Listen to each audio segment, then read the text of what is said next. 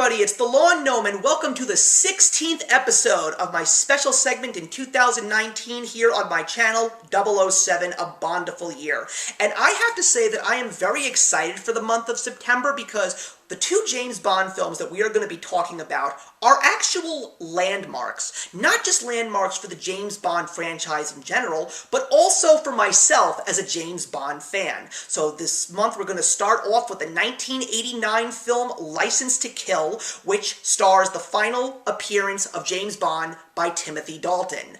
And what makes this specific movie very interesting for me is the fact that now that I have seen License to Kill, I have officially completed my goal of seeing every single James Bond film at least once in my lifetime. Whether it was watching it on video or streaming it or watching it on the big screen, I have now officially seen all 24 James Bond films in preparation for 25. But that doesn't mean we're going to stop here because I still have a couple of James Bond films to go, and each and every one of them are movies that I have watched, but we'll get into those individual stories as the videos progress. This is also a very interesting time for James Bond because of the fact that this is also the first James Bond film that is not based on an Ian Fleming title. Whether it was one of his novels or one of his short stories, this is an original story from the James Bond filmmakers. This is also a very interesting time for James Bond because after this movie, we would not see James Bond on the big screen for almost a decade.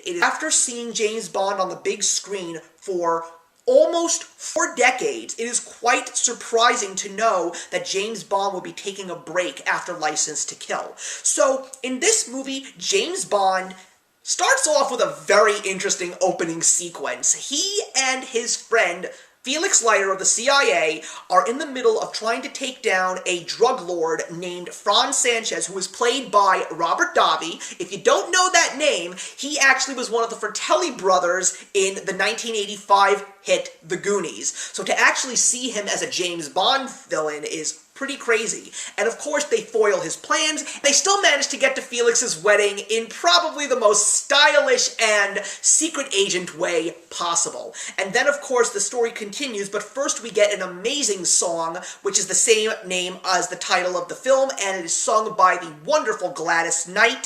This is definitely one of my favorite James Bond songs. It is so great. Then this film takes a really dark turn, thanks to a couple of people that Franz Sanchez has on the inside, and they manage to help him escape, and then it becomes a revenge story as he hunts down Felix and his new wife, Ella, who is actually played by Priscilla Barnes. If you don't know that name, that is actually the woman who played the fortune teller in the 1995 Kevin Smith film Mallrats. A very interesting role for her, I will definitely say. But nonetheless, Franz Sanchez's men get Felix, they capture him, and they torture him, and they practically leave him left for dead. And then when James Bond finds out about this, he realizes that he needs to do something about it. But this is not his place. And he ends up sending in his resignation to M, and now he no longer has a license to kill, but he still wants to take down Franz Sanchez. This is definitely one of the more enjoyable James Bond films for me because I have definitely realized now that I have seen the two films that Timothy Dalton has been in, these are two of the more fun and exciting James Bond films. I appreciate the darker tones. I appreciate the acting that we get from Timothy Dalton. He is really good as James Bond. Although in this one, we definitely see a little bit more comedy thrown in, and the jokes are definitely on point, but the movie is still a very exciting, dramatic action film. I will also say that this may in fact be the most graphic because we have a lot of blood in this movie, there's severed limbs in this movie. It is quite impressive to see how far the bar got pushed in regards to License to Kill.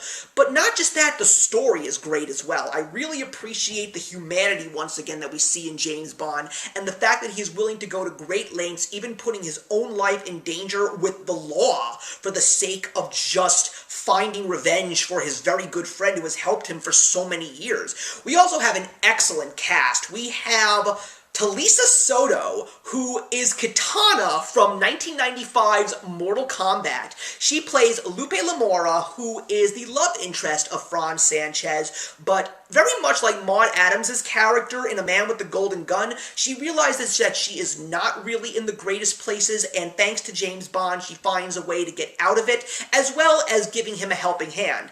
Another person who gives him a true helping hand is Desmond Llewellyn's Q. Considering the fact that we had seen the changing of the guard with a brand new M, played by Robert Brown, and a new Moneypenny, played by Caroline Bliss, the fact that Desmond Llewellyn had stayed as this role as Q since 1963's From Russia with Love is quite impressive, and this is definitely one of the more fun stories with Q, because we really see the bond of friendship that he has had with James Bond over the years, and how many risks he's even willing to take just for the sake of making sure that his friend manages to complete his mission, even though it is not a mission that Q, in fact, has to complete.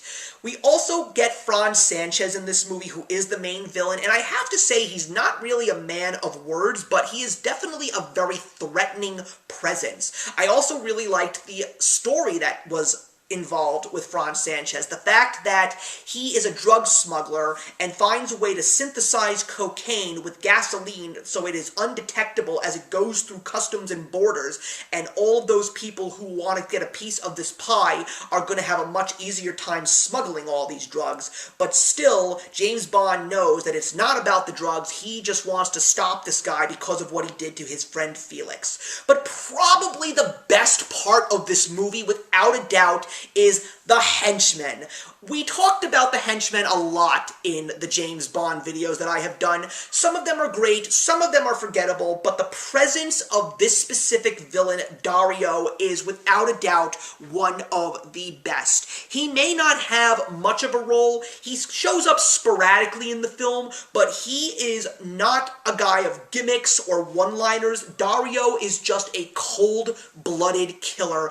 But why is this character so great? Well, because he was played by a very unknown at the time, now known Benicio Del Toro, and my God, this performance of Benicio's gave me so much excitement. He was such a threatening menace on screen, and he was terrifying. And that stare that you get from him, especially in the movies that you know him in, when you take a look at this stare that he gives you in License to Kill, you just say to yourself, wow, this guy was really going places even back then, and of course, the rest is history. Although, when it comes to anything negative that I would say about this movie, one of them is not necessarily a bad thing, but I will definitely say that Carrie Lowell, who plays the leading lady on James Bond's side, one of the other agents, Pam Bouvier, not really one of the strongest. I mean, I like the banter between her and James Bond, but the acting is really not the best, but it doesn't really take away from the movie all that much. She definitely has good chemistry with Timothy Dalton as well as Desmond Llewellyn, but not really the best acting-wise, and even though I have had a really good time with some of the James Bond films in the 1980s, the leading ladies on the good side, for some strange reason, I have been noticing that they aren't really the best when it comes to an acting perspective. Also, in regards to License to Kill, it's not any better or worse than The Living Daylights. It's not necessarily a bad send-off for Timothy Dalton, although for me personally, I really don't know what the story is behind Timothy Dalton as James Bond.